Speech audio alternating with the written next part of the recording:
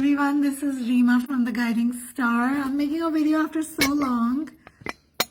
I don't know if I wanted to make this video. I look so tired, right? You can tell.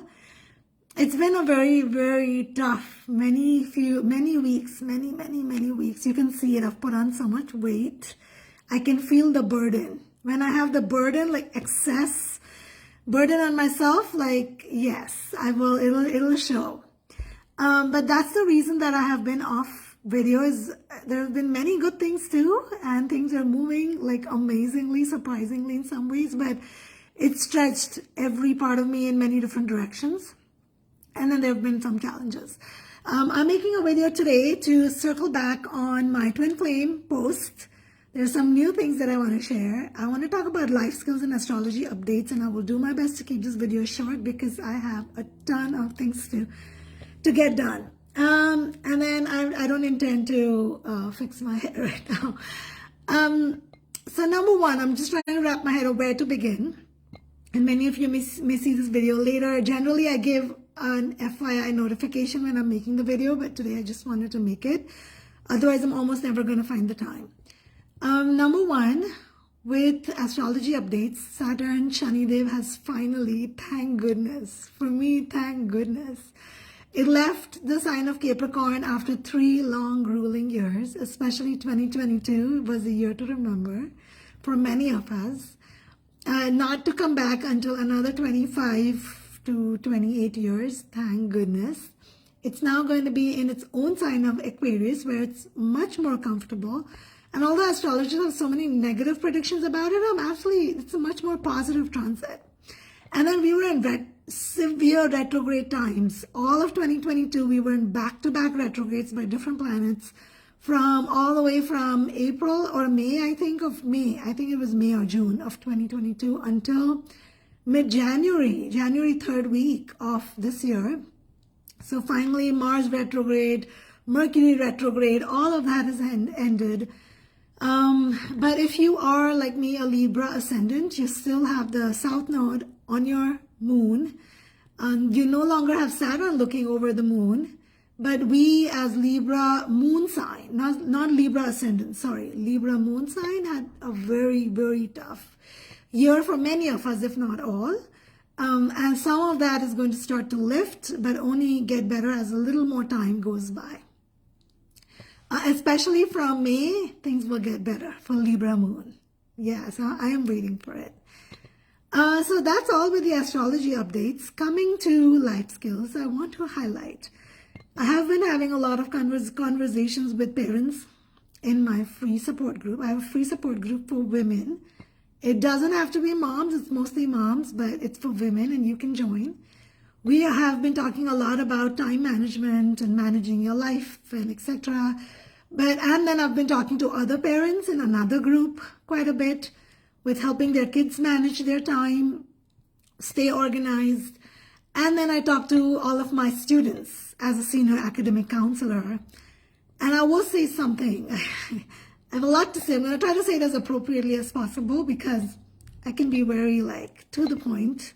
Let's get to the point, because if you try to be too sweet to yourself, or if you want somebody to be very sweet to you, there's a very likely high potential of losing the time and the accountability we need to really make an improvement and make a shift in our life. Like, that's how I operate. I said, if you really want to be very successful in your life, you have to, I don't like the terms when people say, put on your girl pants or boy pants and grow up, right? But growing up essentially means taking responsibility. Take accountability, take responsibility, do what you have to do. So if there was one skill or one important thing that you have to or would want to teach your children, or if you want to be a good parent, ideally there's no good or bad parent, but good parenting is a parent who I would absolutely despise saying that, put your kids in so many classes and teach them skating and swimming and this and that. Sure. You don't need to overburden them, but if you could teach all of that, put your kids in so many classes and they can have the best grades, but if you did not teach your children life skills, I just have so many words to say to that I'm just confining myself from saying that Oh my goodness. Like, please teach your children how to solve problems. Please, please. It's a humble request. Like, not even a humble request at this point. Like, how many adults will I talk to? How many that will complain about things in their life and complain and continue to complain? And at least I am the one person you cannot come with complaining. Complaining is not an option in my book. Yes, you can share your feelings about some things that you don't like. Yes, you can say if something has been hard. Beyond a point, you've got to move on and make a decision. Like, you can continue to remain in your, if I may just say it in a very nice way, nonsense. Sure, accept that I'm choosing to become and stay a victim with a victim mindset, or I choose to just grow up, right? And start to look at how, in what possible ways can I solve my problem. And if you don't teach your children that right now, you're running such a big risk of putting your children in the hard world is becoming a harder place. And if you don't teach your children to solve problems and basic life skills, you've really may have given them everything in the world, but you've not taught them the foundational part of life. Is how do you, I've had adults, for example, just a random example, I'm giving you a random example. If you've never known how to use Microsoft Word, MS Word, which I would think in today's world, who that is educated will not know how to use MS Word. Like, that would be like, whoa. I'm not talking about African countries. I'm talking about not just the generic person in India or you in the United States who is educated from a decent background would know how to use at least the basic features of Microsoft Word. If you don't know how to do that, right? And then let's say you decide to take a course from Coursera, Udemy, something, right? Or do something like somebody gave you an assignment. Now you can sit and continue to complain and complain and complain on how hard that is. Like, and I'm not kidding. There will be so many adults who will just complain. And to what point are you going to continue complaining? Because your situation is not going to change. All the time that you're spending in complaining, and really that's what you're teaching your children. Put on your girl pants if that's the way you say it. I don't like that expression. But grow up and take responsibility and teach your children and yourself to ask the question, if I have a situation or a problem, how big or how small, however big or small, what do I do about it? That's one of the most important things that you can teach your child as a parent. One of the most, and I'm telling you, I'm not surprised, because in my job, in my business, in my supporting friends and family, I'm constantly listening to people's problems, constantly. I love it. I love supporting people. I do not enjoy supporting people who do not want to find a solution. You don't come to me. Do not come to me if you do not want a solution. Yes, come to me if you're very frustrated and overwhelmed and you need support, but then you're ready at some point to find a solution. And so I think that's really lacking in many adults, and it's really lacking.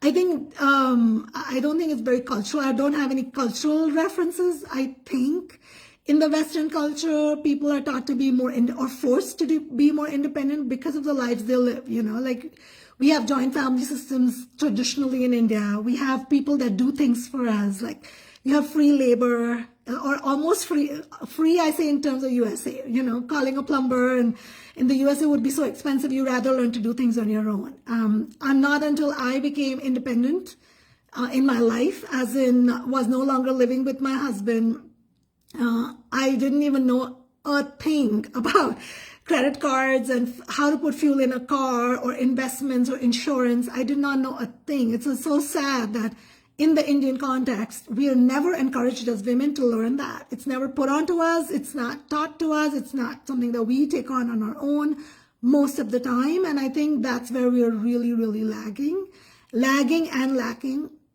And that's a part of life skills. Those are some important life skills. So the biggest life skill, or the biggest thing that you can gift your children, is just the mindset of teaching them, if there is a problem, there has to be a solution. There always is a solution. And by that I mean that 99.9% of the time there's an actual solution. And if there isn't an actual, that doesn't mean it'll solve your problem, but it would mean that it could open doors, make your problem easier, find you ways to deal with it. That's what I mean. But if that's not there, then definitely the solution of the problem is then shifting your mindset, right? If we cannot change something, I cannot change my height at this point. I can't. So it means that I accept it, or I can continue complaining about it all my life and be bitter. And it just surprises me how many adults complain. I just don't get it. It doesn't fit into my head. So life skills is super important. I think life skills should be included in the education system. Some education systems have it. I love it, the ones that do. But that's something that we can teach as parents. And so many parents in my conversations lately do not know how to manage their time. They do not know how to organize they do not even know those concepts. And they may say, they look at a list and they say, well, I know I do all this, but no, they don't. Like, they do not know how or what that even really means. So those core skills are super important. Please teach your children that if you can. If you don't, if you're not good at it, that's okay. Like, teach them through some classes or somebody else. But life skills is super, super helpful and important that they will carry over with them in relationships, in work, in managing their own life. Just so many different, and it'll raise their confidence. It's a great way to raise your confidence, to learn life skills. What are life skills? Go and Google that. Don't, like, again, that's spoon feeding, right? Like, I'm not going to tell you everything. Go find out yourself. Google it. What are life skills? If you don't know what I'm referring to. Okay, now let's come to the fun part, the twin flame part. Let's talk about that. And that's the area where I won't have a very structured, like, there's so much to say, and I'm going to try to, again, concise it. Some misconceptions that I want to speak to. Again, and I've spoken about this in the past. Number one, twin flames are not, please carve this in your mind. Feel free to correct people who tell you otherwise. I would take it as a responsibility to correct those people, because it's a nonsense copy-paste concept that has been shared that it is one soul in two bodies. I cannot stop laughing. Like, twin flames. And if you don't even know what I'm talking about, just disregard it. Just, you're done. You don't need to hear the further video, but unless if you're curious. But if you know what I'm talking about, twin flames is not one soul in two bodies. No. Your soul is never cut into pieces. It has no essence. It's not, there's no way to take your part of your soul and divide it. And you know, one person starts that and then becomes a thing, and then everybody copy pastes it. It's all over the internet. It's everywhere. It's just so mind-boggling. It's like the monthly forecast in astrology. There is no such thing. There's no, and when I tell people that, it doesn't even fit into their brain. Like, they think I'm crazy because they have that concept so deeply rooted through the internet and through other people for years and generations. There's no such thing in Jyotisha astrology as monthly forecasts. It does not exist. It is something that was created by somebody for commercial reasons, I think.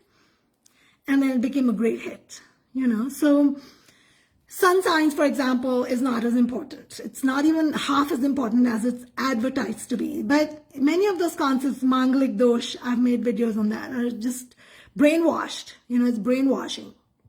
So what is twin flames in that case? Twin flames is shared consciousness.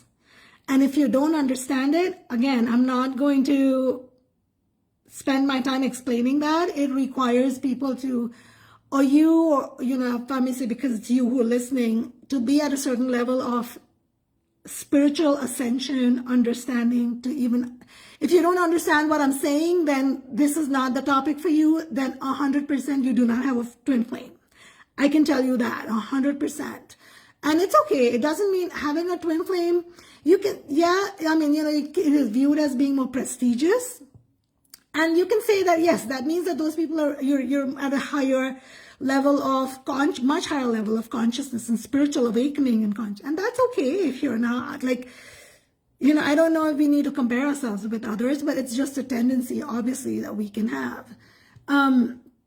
It doesn't mean you're better than others, but it means that you are at a certain stage of your life and you're here for a reason. And that's very specific if you have a twin flame. So twin flames is shared consciousness. You can share your consciousness with, from what I've heard in my work, through my work and a deep energy work, up to nine souls you can have in total your shared consciousness with. I don't know that I can personally say yes or no to that. I can tell you that I have, in my knowing in this body on earth, shared consciousness with at least 3. So I can attest to, it's not one. It doesn't have to stop at 1. I have shared consciousness with 3 souls. And it can go through, and here's the part where it gets a little complicated for some people to understand. It can go through waves. By that I mean that you can continue to have shared consciousness with all 3 of them at once, or one of them may fall out. Why? Because either they may ascend and move much faster than you in their spiritual journey. And so if you don't match up on the frequency, it's like the petal of a flower or a leaf of a tree. It'll fall out. You will fall out from their group of consciousness, shared consciousness. And then you could be on shared consciousness with somebody else who's more at your level. In the spiritual ascension. Or you may not have any shared consciousness, right? So it could be that you continue to remain a part of the tree as a leaf, but they have moved on to a different tree. Or they remain with the tree at a higher level and you continue to remain at a lower level, or you completely fall out of the tree. It could be any of those dynamics or variables. It can be that you are more active, and it will always be that you're more active with one of the twin flames out of the others if you have multiple. I was always told, when I didn't even understand this concept of having more than one, I was always told in the work that was, when I used to go to practitioners for getting deeper work done on me, like, you have more than one. And I was like, what nonsense, what are you talking about? There can only be one shared soul, right? But no, you can have shared consciousness depending on how your inner tenacity is or how far you are in the spiritual journey, in your kundalini. You have to have had kundalini to be a twin flame, I will say, at a specific level. I'm not talking about, like, there are many actors, there are many Bollywood actors and actresses, but what does it take to be Shah Rukh Khan? What does it take to be Amitabh Bachchan? And that's what I mean by really the actual twin flames that are here to do actual work on earth with a mission. And I don't personally believe that there are many twin flames or it's common to have twin flames. I personally do not believe in that concept. I don't want to defy anybody else like belief. You can surely believe what you want, but I, in my experience of having three twin flames and being very deep in my spiritual journey and experience, do not agree to it. I also want to speak to that, in fact, that multiple times people will tell me, I met this person. It's hilarious. It's hilarious. It's mind-boggling that I met this person who told me that they are so spiritual and they've done this and they've done that and they've transformed in this way, and then they've applied the secret to their life. And I'm not speaking to one person. I'll hear this in multiple, or they went to very deep meditation and in this part of the world and they completely transformed themselves and now they've become somebody else, but they're still living a normal life, and there's all kinds of things that are shared. Simple. Let's keep it simple. Somebody who is very spiritual and very awakened will almost never tell you that they're spiritually very awakened. They will never feel the need to tell you. Because they're spiritually awakened, they will not tell you. They will not need to tell you. They will have the wisdom to not tell you, or anybody, unless if there's a very specific reason or conversation or question that is being posted to them. So you are being doped, is what I will very clearly and directly say. If there is a person who you met who feels like, wow, because of everything that they're sharing, that's likely a person who's just so in need of attention, or self-obsessed, or power-hungry, or is just great at making up stories, or is great at believing they're somewhere where they're not, so they are probably disoriented. There's all kinds of things. But I can guarantee you that that's not the right person in terms of spiritual journey or ascension. So I would think even in terms of big leaders, big spiritual leaders that if you follow, they will never say or feel the need, in fact, to say that, oh, I did this and I did that and I'm at this certain level. It will just show. It'll show. They don't need, they'll lead by example. They don't need to say anything. And so understanding those rules and laws, especially as you go to practitioners, because people will tell me that they got conned, or they went and spent so much money and didn't see any results. Seeing results is a prime example of if you're doing work with somebody. There are many fake tarot readers. There are many shallow tarot readers. There are many who've just made it a commodity like astrology. There's many. 99.9% of the water is muddy and dirty. I will tell you that. There's 1% who you'll find, so you'll be lucky. Just like we say, you'll be lucky to find true love. You'll be lucky to find a true practitioner, even in the energy world. We're living in Kali Yuga. People want to sell a lot of things. They have fake identities that they believe in themselves. They're disoriented. All kinds of things. I can speak about it for hours. Same thing is true for twin flames. Many people will be like, ooh, I heard the video. It's so fascinating. I think I have a twin flame. Okay.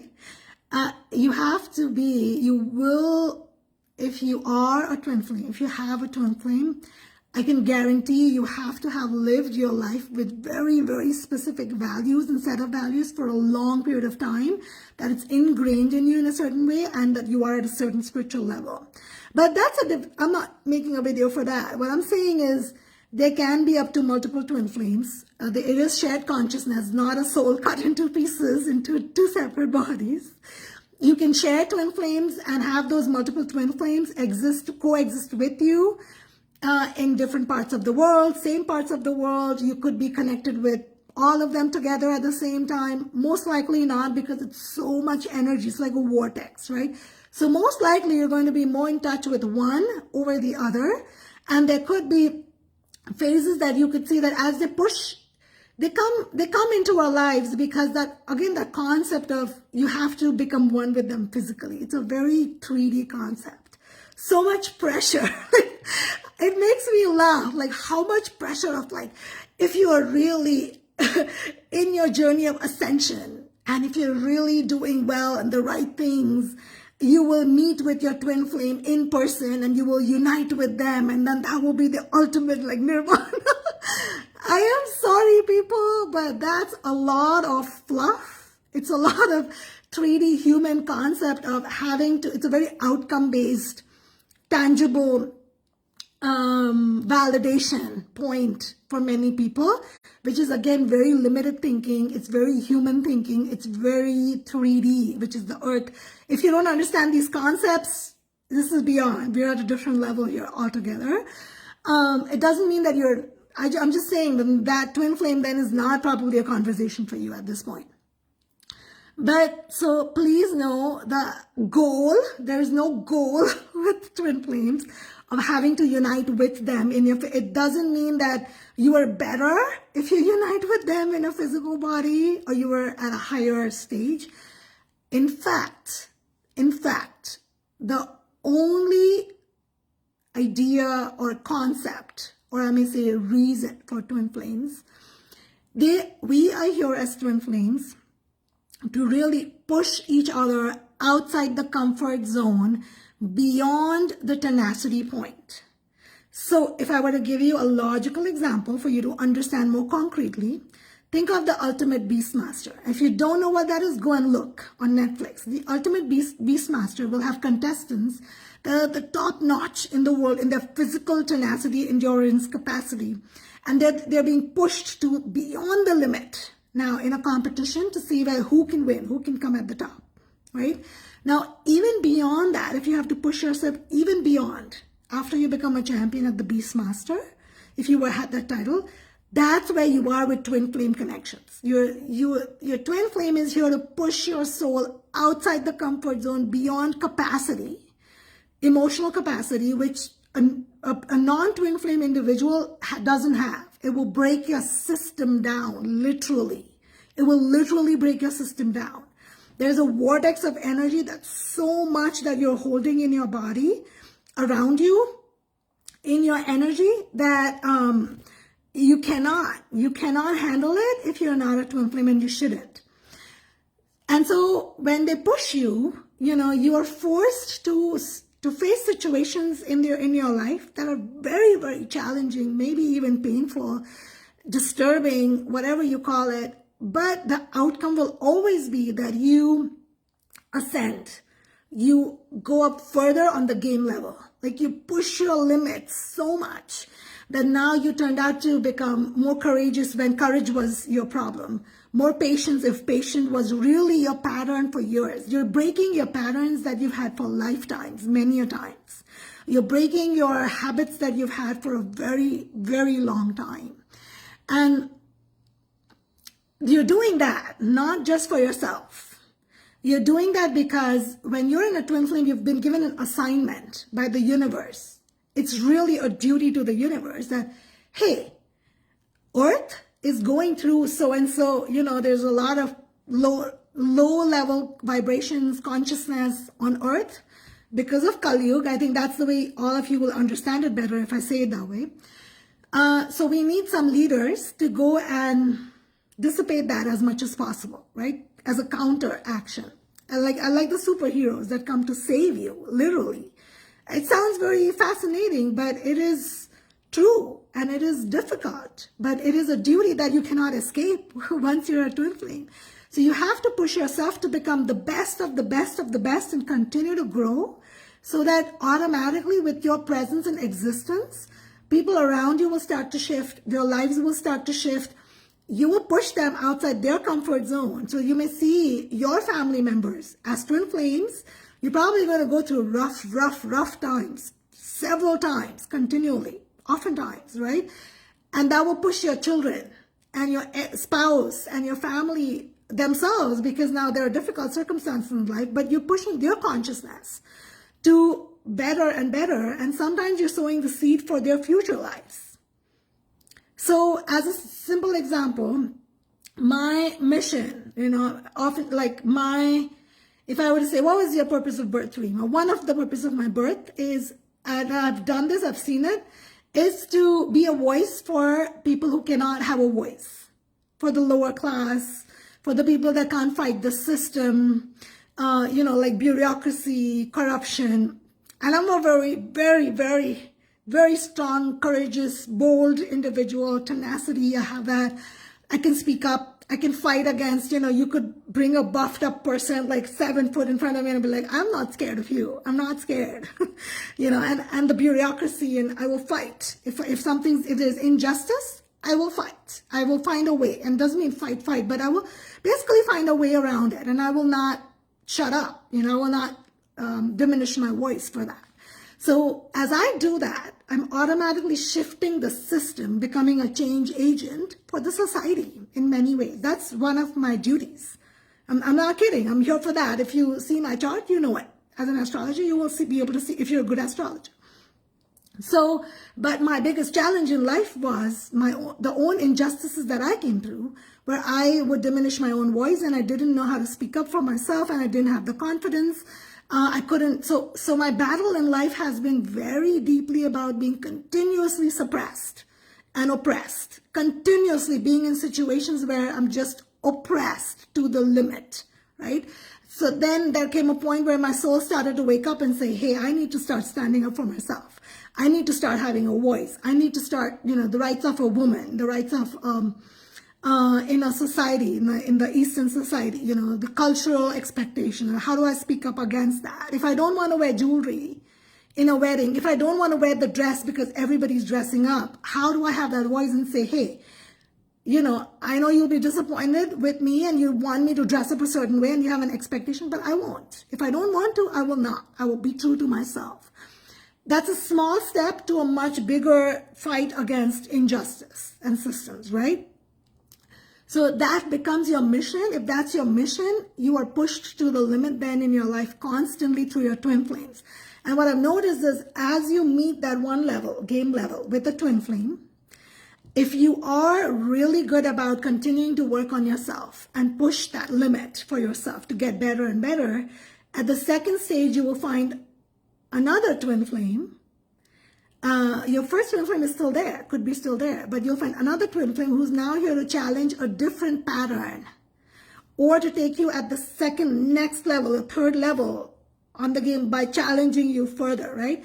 And they don't do that outwardly. They just come into your life, and then there's storms, right? There are things that break down, break apart in areas of your life while the twin flame is there. And the same is happening for them many a times.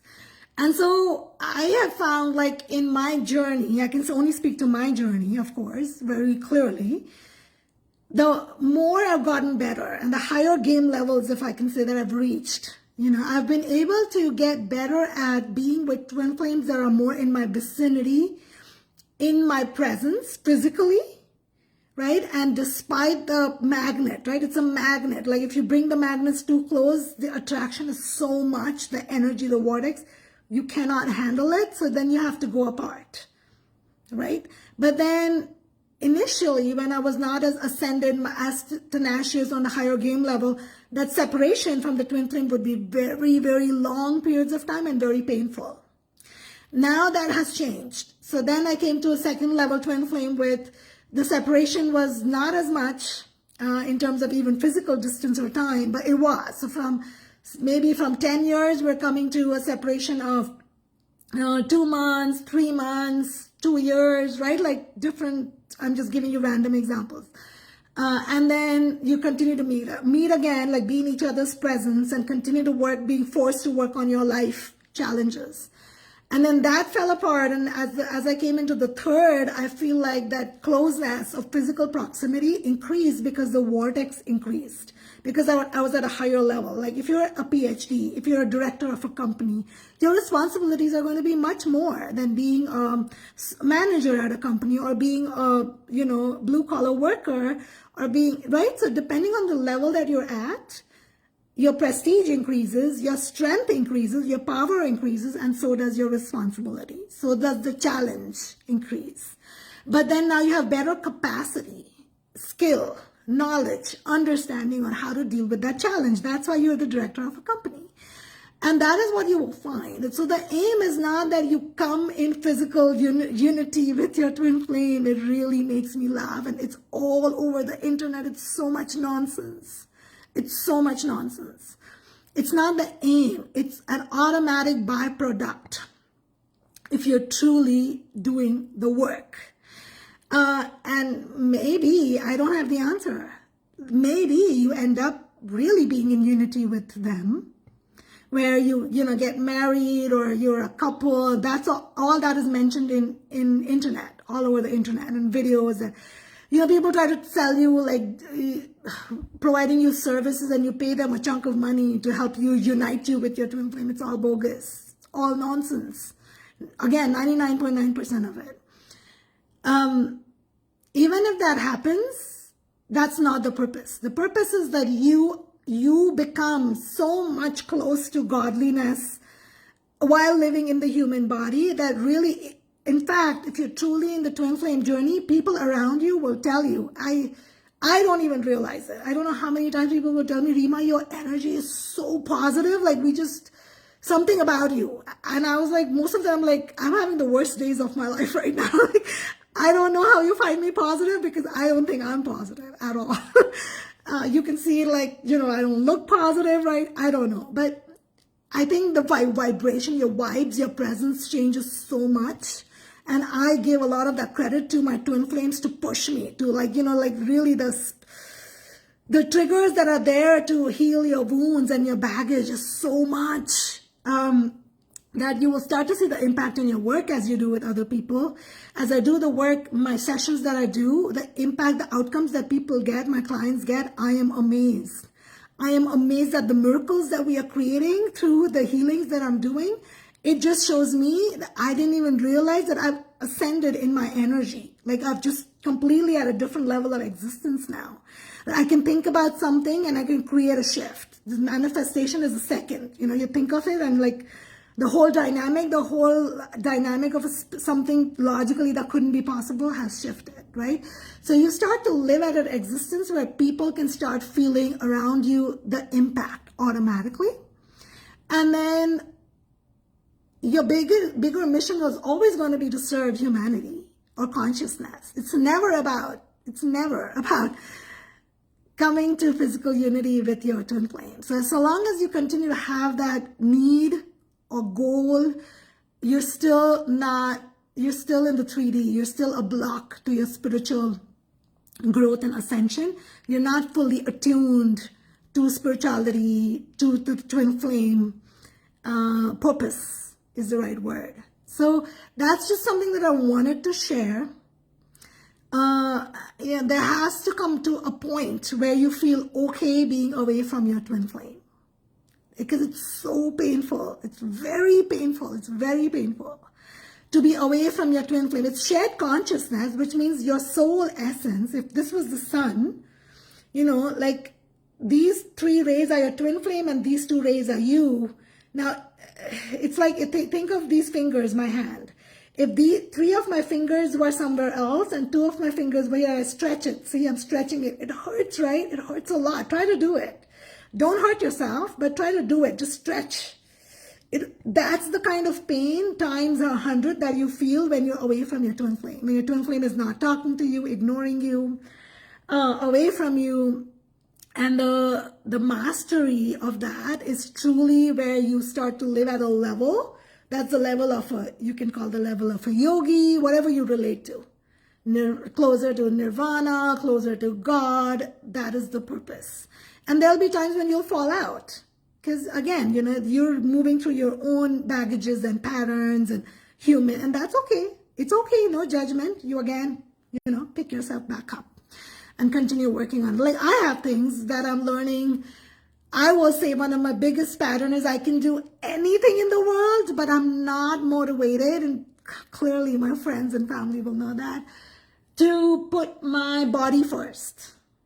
It's just not something in me. Like I'm never motivated by having a super body. I like it. It's a good goal to have. I have it, but if I have 10 other things, I'll always push that goal to the backdrop. You know, I'll always be like, hey, but I need to build up on my savings. Hey, but I need to learn something new. So I'll prioritize those things. And that's the next pattern for me this year is like, that's where I'm going to like the hardest, the stickiest. I'm at the stickiest pattern point now that I want to overcome. I hope this made sense to those of you who understand twin flames, at least a little bit, or were curious. Thank you for listening. It's the most blessed and sacred relationship. It's sacred. It's so sacred and so amazing if you truly understand it. You can only be very grateful to your twin flame to teach you everything that they push and they teach you to. I think this one, this twin, the third one in the presence, has truly pushed me to the limit to learn patience. Like I cannot tell you, I am such an impatient. I won't say not I am, but the quality of impatience in me is so heightened since I was born. Like this, when Saturn in Capricorn, those 3 years, oh yeah, oh boy. Like my twin flame came into my life and I've been pushed to the limit to learn patience. And true patience is that you're okay with things being like a sloth in your life. And you're okay. And you're like, oh, nothing's moving forward. I'm fully stuck. Life is not moving forward. I am in the middle of sinking sand. And well, it's okay. That's truly the quality of patience that my twin flame has. It's true tenacity in a different way, you know, and I'm here the person who's like, let's fight it out and let's find a solution and let's do everything we can. And no, sometimes you're just in the sinking sand and you have to learn to accept it and honor it. And then when you stop moving in the sinking sand, guess what? The sand stops moving against you, you know? So that's the power of patience. It's amazing. You know, it's something that I definitely did not have before Saturn moved into Capricorn. If there's anything else that you want to personally talk to me about, ask me, feel free to reach out. I have some free links that I offer to anybody who's interested that you can sign up with me to talk to me about any of your problem, vent out any of your problem, ask me questions, and I have some available times on that link. So it's like an appointment for free for 30 minutes.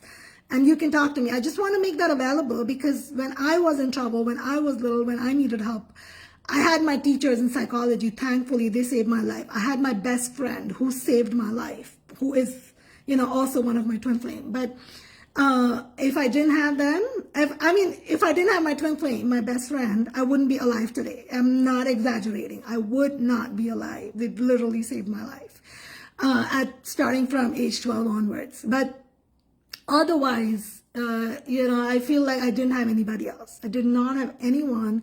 And so I want to be there for women. While I have my services, I offer paid services, I want to continue offering something for free as long as I can, as much as I can. So free help is here for you. It's not formal professional counseling, but there is free help that you can utilize.